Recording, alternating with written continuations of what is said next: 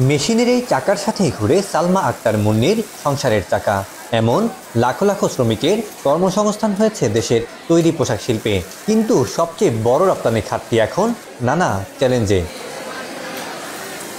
একদিকে বৈশ্বিক মন্দাভাব, অন্যদিকে অভ্যন্তরীণ নানা সংকট।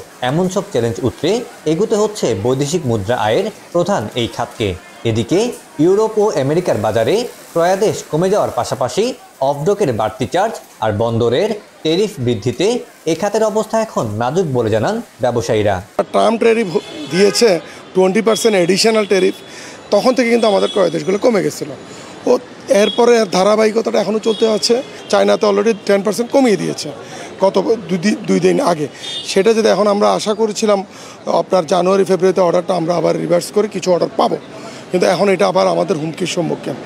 সাথে সাথে আমাদের যে লোকাল ট্যারিফটা এখন যুক্ত হয়েছে আপনার যে পোর্টের, যেটা বলো 41%, আমরা যদি ক্যালকুলেশন করে দেখি বেসিক্যালি 41%, সেটা ক্ষেত্র বিশেষে গিয়ে 100-এর উপরেও চলে গেছে অনেকগুলা। মিলিয়ে কিন্তু আমরা এখন আমাদের প্রোডাকশনটা যেই করে ব্যবসার জন্য আমরা ধরে রাখছি, বাট আমরা বুঝতে পারছি না কতদিন পর্যন্ত এই যুদ্ধে আমরা টিকে থাকবো। চট্টগ্রামের তৈরি পোশাক কারখানাগুলোতে নিরবিচ্ছিন্ন গ্যাস সরবরাহ না থাকায় নির্ভর করতে হচ্ছে এলএনজির উপর।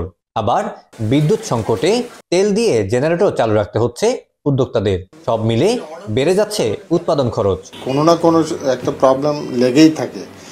এখন বর্তমান পরিস্থিতিটা আসলে আমরা ব্যবসার অনুকূলে রাখার জন্য গ্যাস সংকট বলেন, বিদ্যুৎ সংকট বলেন, এগুলোর মধ্যেই কিন্তু আমরা চলছি। এর থেকে উত্তরণটা খুবই জরুরি, কারণ আরএমজি সেক্টরটা মানে চাইলেই স্থিতিশীল পরিবেশ ছাড়া কিন্তু চালানো সম্ভব না।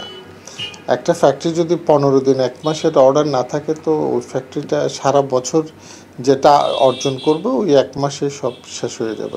এসব কিছু মিলিয়ে কিন্তু আমরা প্রতিযোগী দেশের সাথে আসলে হিমশিম খেয়ে যাই। এমন বাস্তবতায় শিল্পের জ্বালানি সংকট সমাধানের তাগিদ ব্যবসায়ী নেতাদের। এছাড়া নতুন রপ্তানি বাজার তৈরিতে সরকারের সহায়তাও চান তারা।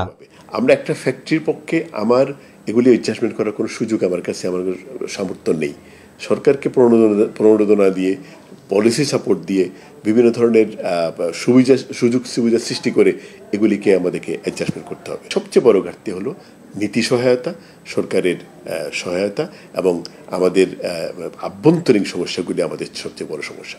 বিজিএমই এর তথ্য অনুযায়ী চট্টগ্রামে নিবন্ধিত পোশাক কারখানার সংখ্যা 620টি হলেও বর্তমানে চালু রয়েছে 343টি।